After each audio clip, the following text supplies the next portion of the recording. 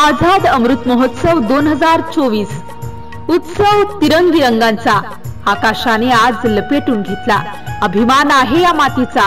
78व्या स्वातंत्र्य दिनी गर्व बाळगूया भारतीय असल्याचा। 78व्या स्वातंत्र्य दिनाच्या लाख लाख शुभेच्छा।